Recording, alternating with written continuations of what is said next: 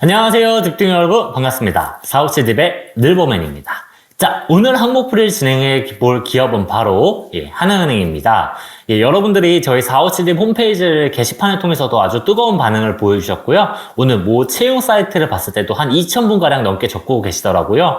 그래서 여러분들이 많이 작성하시는 만큼 또 어떤 내용을 적어야 될지, 또 어떻게 적어야 될지 많은 고민이 있으시리라고 생각이 됩니다. 그래서 제가 항목풀이를 준비했으니 천천히 따라오시면서 같이 작성해 보시면 좋겠습니다. 자, 그럼 바로 시작해 보도록 하겠습니다. 자, 이번 자소서 항목풀이에 앞서서 가장 중요한 팁을 하나 좀 드릴게요. 자, 하나은행의 전략을 구체적으로 이해하라 라는 팁을 좀 드릴 건데, 이게 무슨 말이냐 하면요. 여러분들 이제 수도권으로 작성하시는 분들은 사실 하나은행과 관련된 이야기를 풀어낼 곳이 1번 문항밖에 없습니다. 근데 제가 자소서 문항을 보다 보니까 이 지역 인재로 작성하시는 분들은 하나은행의 전략을 아주 구체적으로 이해를 해야겠더라고요. 왜냐하면 1번 지원동기 문항에서도 쓸 수 있지만 4번 문항 종합금융 서비스를 제공한다는 측면에서도 하나은행이 왜 이런 문항을 출제를 했는지, 왜 여러분들에게 종합금융 서비스 제공에 대해서 물어보고 있는지 그 출제자의 의도를 파악하는 게 굉장히 중요합니다. 근데 그 출제자의 의도를 어떻게 파악할 수 있냐라고 봤더니 제가 쭉 찾아보면서 이런 것들이 하나은행 전략에 잘 녹아져 있더라고요. 그래서 여러분들이 하나은행의 전략들을 잘 이해를 해보시고 또 저를 한번 살펴보면서 어떤 방향으로 접근해야 될지 그 감을 잡고 한번 써보시길 바라겠습니다. 자, 그래서 제가 여기 1번 문항과 4번 문항을 가져왔는데, 물론 수도권을 지원하시는 분들은 4번 문항에서 장단점을 묻고 있죠. 네, 지역 인재를 작성하시는 분들은 이 종합금융서비스라는 문항을 작성해야 되기 때문에 제가 추가적인 내용을 좀 말씀드리도록 하겠습니다. 제가 하나은행을 이제 분석을 하면서 느꼈던 것이 뭐냐면, 자, 첫 번째, 리딩뱅크로 도약입니다. 제가 하나은행을 딱 살펴보면서요, 딱 들었던 한마디가, 잘한다. 정말 잘하고 있다. 이런 생각이 딱 들더라고요. 사실 여러분들 하나은행 하면 어떤 느낌이 드시나요? 사실 리딩뱅크로 이름이 거론되는 기업들은 보통 신한은행이나 국민은행이 많이 거론이 되었습니다. 근데 이제 그 2대 은행을 벗어나 3대 은행으로 하나은행이 거론되고 있어요. 그 이유가 무엇인지 한번 살펴보도록 할게요. 자, 제가 가져온 그림이지 보시면 4대 은행의 실적 추이입니다. 자, 여러분 이게 당기순이익에 대한 수치인데요. 여러분들 보시면 어떤가요? 네, 하나은행이 2023년 1분기 어떻게 돼 있죠? 네, 바로 1등을 하고 있습니다. 이 4대 은행 중에 가장 높은 수치 9,707억을 보여주고 있어요. 여러분들 4개 은행 중에 가장 높은 수치를 보여주고 있습니다. 이런 수치를 보여줌에 있어서 하나은행이 여러분들 얼마나 노력을 했는지 여러분 혹시 가늠이 되시나요?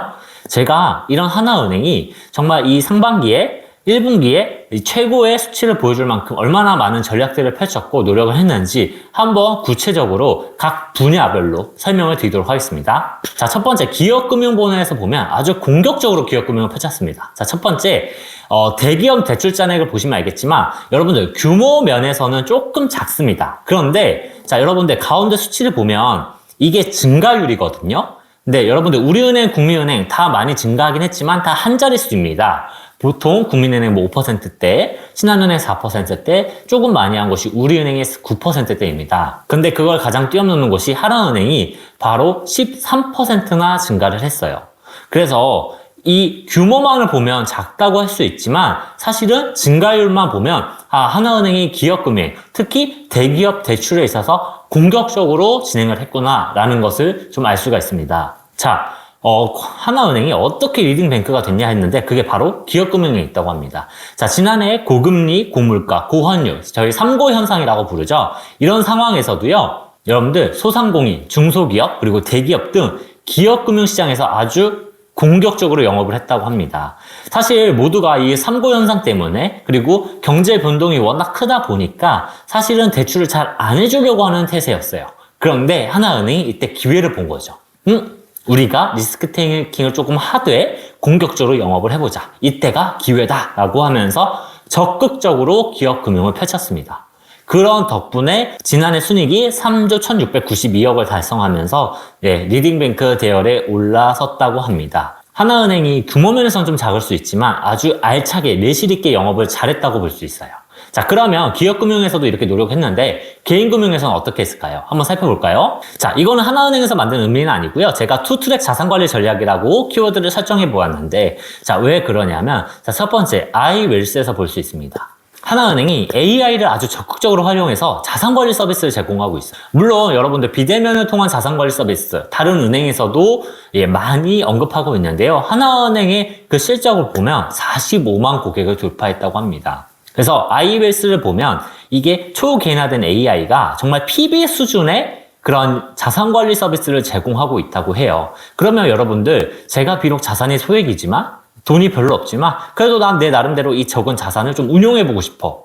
이 자산을 좀 늘려보고 싶어. 자산관리 서비스를 받아보고 싶어 하는 사람들은 PB를 찾아가기는 어렵지만 비대면으로 이렇게 AI 솔루션을 좀 받을 수 있다면 여러분들 그 접근성이 얼마나 향상될 수 있을까요? 이런 면에서 볼 때 이 아이웰스는 자산관리의 대중성을 대폭 향상시켰다라고 볼 수 있습니다. 즉 자산관리의 접근성을 높이고 그 자산관리에 대한 허들을 낮춰서 접근성을 대폭 높인 것이죠. 자, 두 번째로 보면 VIP 손님 자산관리를 위해서 하나은행 WM 법률자문단을 발족했다고 합니다. 자, 이 법률자문단이 어떤 서비스를 제공하냐면요. 자, 여러분 보시죠. 상속, 증여, 임대차, 매매, 토지보상, 부동산 등 이 자산관리에 필요해서 소무님이 필요로 하는 법률적 자문 서비스를 제공하고 있다고 합니다. 여러분들, 우리는 이제 아직 취준생이기 때문에 사실 통장에 가진 자산이 많은 분도 있을 수 있지만 사실은 대다수가 용돈 수준의 자산만을 가지고 있을 수도 있습니다. 근데 여러분들이 이제 나중에 정말 취업을 하시고 크게 대성하셔서 예를 들면 내 통장에 막 100억, 200억, 많게는 1000억 조 단위에 있다고 돈이 있다고 생각해 보세요. 그러면 사실 이들의 관심사는 이 돈을 이동하고 분배하는 것에 관심을 가질 수도 있어요. 예를 들면 여러분들이 이제 결혼을 해서 이제 자녀를 낳았는데 이 자녀에게 상속을 해줘야 되는 겁니다. 근데 여러분들 상속세, 우리나라 상속세가 굉장히 높고 비싸잖아요. 그러면 내가 정말 이렇게 열심히 일해서 돈을 자산을 모았는데 세금으로 엄청난 돈을 내야 된다라고 하면 이 세금을 혹시 절세할 수 있는 방법은 없을까? 라는 걸 고민하게 되겠죠. 또 내 돈을 어딘가 옮겨야 된다. 예를 들면 현금으로 가진 걸 부동산을 구매할 수도 있고요. 아니면 부동산을 오히려 매매를 해가지고 부동산에 있던 자산을 내 현금화를 시킬 수도 있겠죠. 그러나 우리나라는 이렇게 자산을 이동하거나 옮기는 과정에서도 세금이 발생을 해요. 그러면 여러분 이것에 대한 절세 효과를 좀 누릴 수 있는 방법은 없을까라는 걸 고민하게 되죠.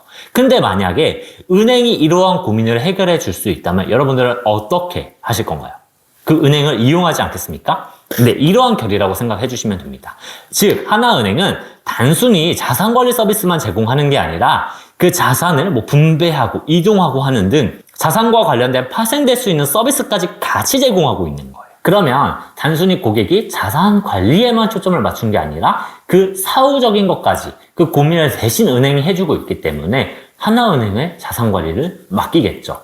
그런 점에 있어서 하나은행의 자산관리를 살펴보면 자산이 얼마 없는 소액 자산가들도 자산관리 서비스를 이용할 수 있도록 어떤 비대면 자산관리 서비스를 제공하고 또 고액 자산가들은 또 더 많은 서비스를 누릴 수 있도록 추가적인 서비스를 제공하고 있다고 볼 수가 있습니다.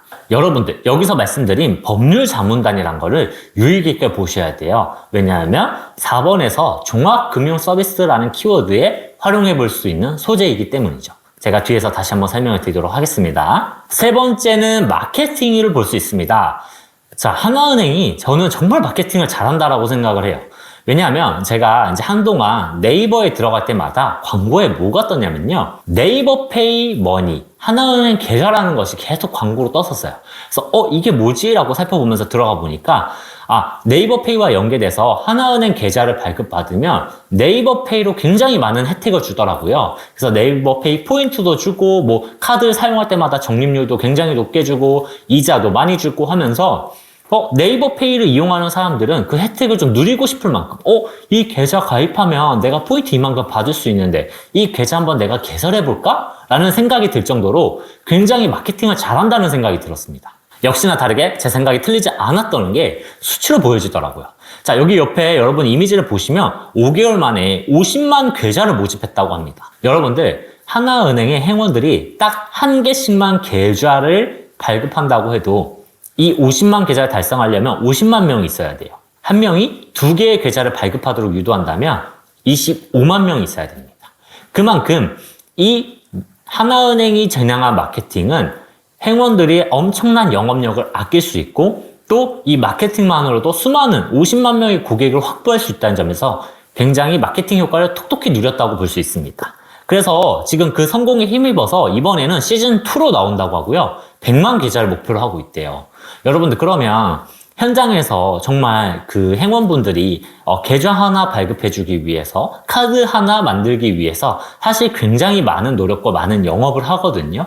근데 마케팅이 이렇게 공격적으로 전략을 펼쳐줌으로 인해서 하나은행은 조금 더 손쉽게 손님을 확보할 수 있는 거고, 그러면 행원들은 그렇게 손쉽게 확보된 손님들에게 더 많은 금융 서비스를 제공함으로써 객단가를 향상시킬 수가 있는 거죠. 그냥 계좌만 발급받은 고객에게 보험을 추천할 수도 있고요, 펀드를 추천할 수도 있고요, 카드를 발급받도록 만들 수도 있고요, 아니면 자산관리를 받도록 만들 수도 있고요, 아니면 대출을 받도록 만들 수도 있겠죠.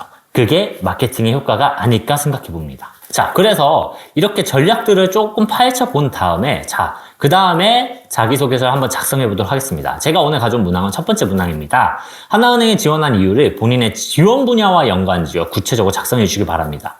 자, 뭐냐 하면 지원 분야, 즉 개인금융이면 개인금융, 기업금융이면 기업금융, 뭐 디지털, 글로벌 뭐든지 좋습니다. 내가 어떤 지원 분야를 하고 싶은지 먼저 선택을 하고, 이 지원 분야를 수행하기 위해 하나은행이 왜 적합한지를 기술해 주셔야 돼요.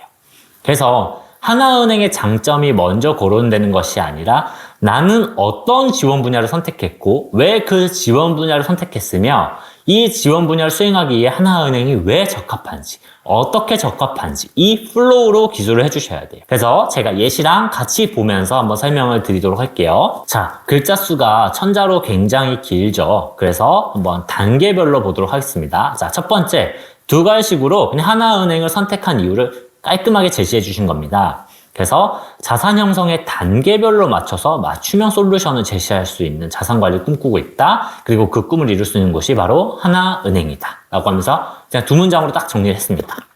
자, 그 다음에 지원 분야를 선택한 이유를 간략히 제시해 주세요. 개인금융이면 금융, 그 다음에 기업금융이면 기업금융.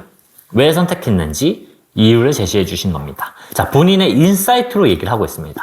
은행은 업의 본질에 따라 영업을 전개함에도 이자 장사를 한다는 지적을 받았습니다. 자, 그래서 이에 비이자 수익을 확대하여 은행 수익 구조를 다변화하고 손님에 대한 로열티를 강화해야 됩니다. 자, 여러분 한동안 은행이 가만히 예대 마진으로 돈 번다라는 비난 굉장히 기사에 많이 나왔다는 걸 보셨을 겁니다. 자, 은행들은 고민을 할 거예요. 자, 예대 마진으로 그동안 돈을 벌어왔는데, 자, 이러한 비난을 극복하기 위해서는 무엇을 하면 좋을까라고 했을 때 자산관리에서는 이제 예대 마진이 아니라 비이자 수익을 확대를 고민해 볼 수 있는 거죠. 사실 비이자 수익을 확대할 수 있는 방안은 굉장히 여러 가지가 있습니다. 뭐 자산관리도 하나의 방법이 될 수 있지만 또 은행이 자산을 어떻게 투자하고 포트폴리오를 구축하느냐에 따라서 예대 마진이 아니라 이자 수익을 얻을 수도 있는 거거든요. 그런 점에 있어서 이자 장사를 한다고 지적을 받았고, 이에 따라 은행의 수익 구조를 다변화하고 로열티를 강조하기 위해서는 비이자 수익을 확대해야 된다라고 하면서 그 직무에 대한 지원 분야에 대한 선택한 이유를 제시해주고 있습니다. 자, 그러면 여기까지 내가 어떤 지원 분야에 관심이 있는지 먼저 언급이 되었죠. 딱 봐도 이제 두 문장, 세 문장으로 제시가 되었죠. 그러면 그 다음에는 내가 이 지원 분야를 수행함에 있어서 하나은행이 왜 적합한지, 왜 내가 하나은행을 선택했는지 그 이유를 제시해 주시는 겁니다. 자, 여기 보시면 노란색 키워드 보이시나요? 자, 두 가지 키워드가 보일 겁니다. 첫 번째, 초기 고객. 두 번째, 자산관리가 무르익은 고액 자산가.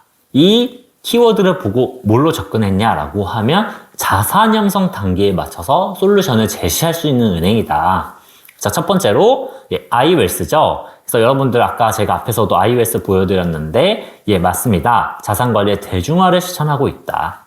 그래서 이제 자산관리를 막 시작하려는 고객들은 사실 자산이 얼마 없을 수도 있기 때문에 PB를 만난다거나 하는 게 조금은 부담스러울 수 있죠. 그러면 그 부담감을 해소하기 위해서 먼저 비대면 자산관리 서비스를 먼저 받아볼 수가 있습니다. 그래서 AI를 통해 PB에 버금가는 초개인화된 자산관리 서비스로 허들을 낮추고 접근성 높였다. 그러한 장점을 하나은행이 가지고 있다. 자, 둘째로 자산관리가 무르익은 고액 자산가들에게는 아까 말씀드렸다시피 자산의 이동이나 분배에도 관심이 많은데 WM 법률 자문단을 통해서 상속과 증여, 부동산과 같은 법률적 자문 서비스까지 제공하고 있다. 그래서 이러한 하나은행이라면 손님의 로열티를 높이고 비이자 수익을 향상하여 내가 그런 자산관리 전문가로 성장할 수 있다. 그래서 선택했다라고 기술을 해주는 거죠. 그래서 여러분 여기까지 글자 수가 한 500자에서 600자 정도 작성해 주시면 좋을 것 같아요. 글자 수가 1000자로 굉장히 길기 때문에 어떤 내용을 고생할까라고 고민하실 수도 있지만 막상 적다 보면 글자 수가 굉장히 빠듯할 수가 있습니다. 자, 여러분 오히려 2번과 3번 문항을 보면 은행에 대한 로열티를 좀 보여주기는 어려운 문항이기 때문에 특히 수도권을 작성하시는 분들은 4번 문항이 또 장단점이잖아요. 그런 점에 있어서 1번 문항을 좀 잘 활용해 보시면 굉장히 좋을 것 같습니다. 자, 그 다음에 여기까지 이제 지원 동기를 좀 말했다 그러면, 자, 나머지는 뭘로 말하면 됩니까? 예, 지원 분야를 하기 위해 노력해온 과정들을 말씀해 주시면 됩니다. 즉, 뭐예요? 여러분들의 직무 역량이 되는 거죠. 왜냐면 여러분, 2번, 3번, 4번 문항에서 직무 역량을 좀 보여주기 어려우실 수도 있어요. 그렇기 때문에 1번 문항에서 충분히 보여주시면 됩니다. 그래서 뭐 AFPK 교육 수료라든지 뭐 취득한 자격증이라든지 그 다음에 특히 본인이 어떤 고객을 응대해봤던 경험까지 기술을 해주면서 여러분들의 본인의 역량을 드러내 주시면 됩니다. 그리고 마지막으로 내가 이러한 역량을 바탕으로 하나은행에서는 어떻게 지원 분야를 수행할 것인지 포부로 한 문장 정도 작성해 주시면서 마무리해 주시면 됩니다. 자, 그러면 전체적인 전개 과정이 어떻게 되나요? 자, 내가 지원 분야를 어떤 지원 분야를 희망하고 그 지원 분야를 왜 희망하게 됐으며 이 지원 분야를 수행하기에 하나은행이 왜 적합한지 그리고 이 하나은행에서 지원 분야를 수행하기 위해서 어떤 준비 과정이 있었고 그 결과 앞으로 무엇을 해줄 것인지 시간의 흐름에 따르면 과거, 현재, 미래로 볼 수 있고요. 내 논리적 구조로 보면 이제 내 지원 분야 그리고 지원 분야에 하나은행이 적합한 이유 그 다음에 하나은행에서 이룰 포부까지 이렇게 기술이 된다라고 생각을 해주시면 될 것 같습니다.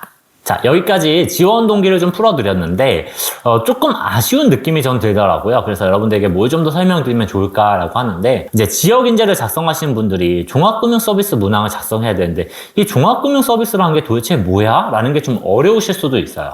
그래서 제가 이에 대해서 한번 좀 더 추가적인 설명을 드려보도록 하겠습니다. 자, 4번 문항입니다. 수도권에 작성하신 분들은 우리는 장단점이라고 나와 있는데 왜 여기는 갑자기 종합금융서비스지? 라고 하면 수도권과 지역인재를 작성하신 분들이 마지막 문항이 다릅니다. 그래서 요거는 지역인재에 해당하시는 분들이 좀 들어주시면 좋을 것 같아요. 자, 종합금융 서비스를 제공하기에 가능한 본인의 역량에 대해서 작성해달라고 합니다. 그러면 종합서비스가 도대체 뭐냐? 종합금융 서비스라는 게 대체 뭐냐라는 거 요거부터 이해를 하고 봐야 되는데 제가 이걸 이해하기 위해 아주 좋은 사례를 하나 가져왔습니다. 하나은행은 글로벌 무역 플랫폼 기업 EC플라자와 공동으로 수출입 관련된 글로벌 공급망 금융 플랫폼을 구축했다라고 밝혔다고 합니다. 근데 이 공급망 플랫폼이란 게 뭐냐라고 하면 무역 금융을 위한 수출입 계약서, 그다음에 대금 결제, 그다음에 인보이스, 그다음에 증빙 서류 이런 게 하나은행에 자동으로 제출되는 시스템이라고 합니다. 즉 뭐예요? 무역 금융에 필요한 관련 제반 시스템들이 한 번에 원스톱으로 진행이 되는 겁니다. 종합 금융 서비스는 여러분들 말 그대로 이렇게 이해를 해주시면 됩니다. 예를 들면 제가 소방관으로 한번 예를 들어볼게요. 이제 소방관들이 은행에 찾아왔어요. 그러면 자 소방관들이 처음에 저는 계좌를 만들려고 왔는데요 라고 하면서 왔죠. 그러면 사실은 계좌만 만들어주면 됩니다. 근데 종합금융 서비스를 제공하는 사람들은 이렇게 가요. 계좌를 만들어드리면서 고객님 그러시면 화재와 관련된 일들을 많이 하실 텐데 그러면 다치거나 혹시 아프지는 않으세요? 라고 하면서 그러면 아프실 때 병원비 부담이 크실 텐데 보험 하나를 가입해 보는 건 어떠실까요? 그 다음에 소방관을 하시면서 은퇴 자금이나 노후 자금은 잘 마련하고 계세요? 노후 준비도 하셔야 되는데 라고 하면서 퇴직연금 사품을 추천해 드린다거나 네, 아니면 고객님 급여 외에 추가로 더 자산을 마련하셔야 될 필요성을 느끼는데 혹시 펀드 투자는 안 하시나요? 라고 하면서 말 그대로 이 사람에게 필요한 금융 서비스를 종합적으로 제공을 하는 겁니다. 그래서 여기 가져온 것처럼 자 무역을 영위하는 기업이다라고 하면 단순히 이 사람들에게 대출만 해주는 게 아니라 무역과 관련된 금융을 종합적으로 제공을 하는 거죠. 그래서 뭐예요? 수출입 계약서, 인보이스 관련된 무역 서류를 뭐 자동으로 제출이 된다거나 아니면 뭐 신규 거래처 발굴이나 대금 결제까지 원스톱으로 처리해 준다거나 이런 것처럼 어떤 단순히 금융 서비스만 제공하는 게 아니라 여러분들 그와 관련된 제반 시스템이나 그런 프로세스까지 같이 제공하는 겁니다. 자, 개인금융으로 볼까요? 제가 아까 법률 자문 서비스 설명해 드렸죠. 자, 법률 자문 서비스 어떻게 되나요? 그냥 자산 관리만 해주면 되는데 상속, 증여, 부동산 관련된 정보나 제공까지 같이 제공해요. 그건 말 그대로 여러분 자산 관리를 넘어서 그 사람이 관심을 가지는 자산의 이동, 분배해도 자산관리 솔루션을 제공하고 있기 때문입니다. 자, 이처럼 종합금융 서비스는 말 그대로 금융만 제공하는 게 아니라 금융 상품을 지속적으로 그리고 반복적으로 이용할 수 있도록 관련 서비스들을 같이 제공하시는 거라고 이해를 해주셔도 좋을 것 같아요. 특히 기업금융 작성하시는 분들은 기업에게 어떤 종합금융 서비스를 제공하면 좋을지 고민해 보시면 좋을 것 같고요. 자산관리도 마찬가지입니다. 자산관리를 받는 고객들이 어떤 것까지 같이 문제를 해결해주면 우리 하나은행의 이 금융상품을 계속 이용할지 그걸 고민해 보시고 관련된 서비스를 추천하고 본인이 그거에 대한 역량을 같이 기술해 주시면 좋을 것 같아요. 그래서 제가 이거 추가적으로 좀 설명을 드렸는데 이게 좀 이해가 잘 되셨으면 좋겠고요. 그래서 요 4천자 알차게 채워서 제출하시기를 바라겠습니다. 자, 그러면 여러분 저는 다음 항목풀이를 찾아뵙도록 하겠고요. 집중 여러분들 화이팅 하시길 바라겠습니다. 안녕.